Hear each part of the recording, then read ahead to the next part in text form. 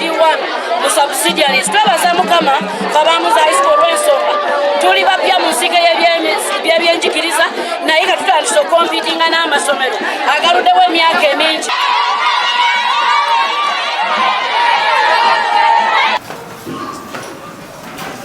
Abaana baffe bakoze bulungi okutwaliza awamu okusinga omwaka oguwedde lwakuba nti ekisooka tubateekamu empisa n'okutya Katonda tugattako kuba n'abasomesa ababeerawo buli kaseera abakola ennyo era abanoonyereza okubanga bawa abaana ekyo ekisinga obulungi.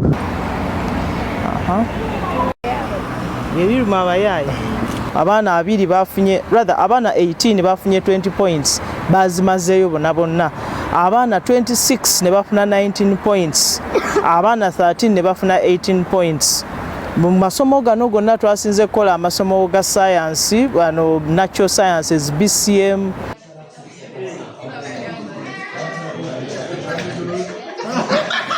Abaana baffe bakoze bulungi nnyo amasomo aga science era ng'omulundi guno physics yalidde mu banne w'akaakendo yasinga okuba n'abaana abamazeeyo amakisi ennyingi mu subject gipozi gye wandiise okwo ne kuddibwako subject nga biology kati ate n'ojja mu arts ze tuyise arts omwo mulimu literature mulimu history mulimu eddiini wamu n'okkuba ebifaananyi abo nabo bakoze bulungi nnyo. Leero tuli basanyufu nnyo nti abayizi baffe abaatuula senior 6 omwaka oguwedde bonna bayise bulungi nnyo nyini ddala okweyongerayo mu matendekero ga waggulu nga universities. Omuyizi waffe yasinze Makubu ya Edgar ng'afuna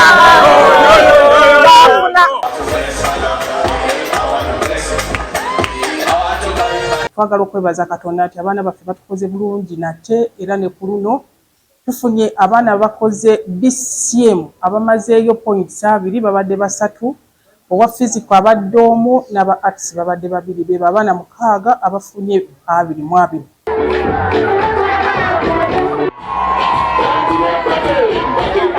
Muzi waffe asinze Mukisa Nicholas abadde akola PCM akoze 19 nakudako Moses Patrick BCM 18 Tumusime Sudais PCM 18. Abana baffe abasinze bafunye obubonero 19 nifuna nabo 18 ne 17 tukola sciences ne arts Nanyonjo Joy Abigail yasinze nga dakola biology chemistry food and nutrition yafunye 19 nabyo nsomera ku Mount Zion nebaza Katonda olw'okuyita ebingi ebibuzo byange nafunye points 18 mu BCM ABB nimusanyufu nnyo era nebaza abasomesa bange.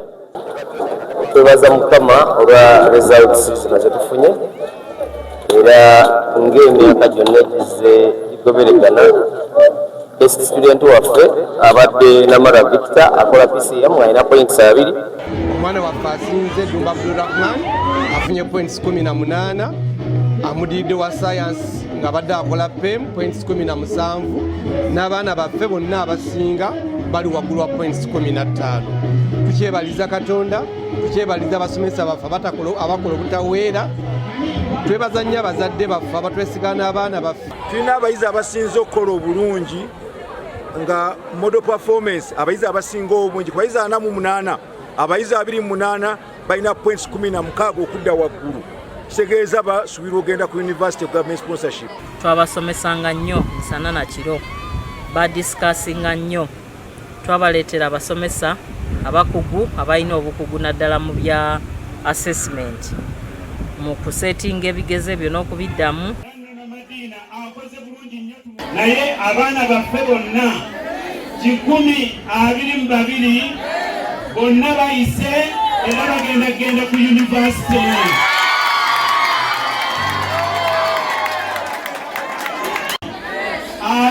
Babiri bonna bagenda kukola degree mu university za Uganda.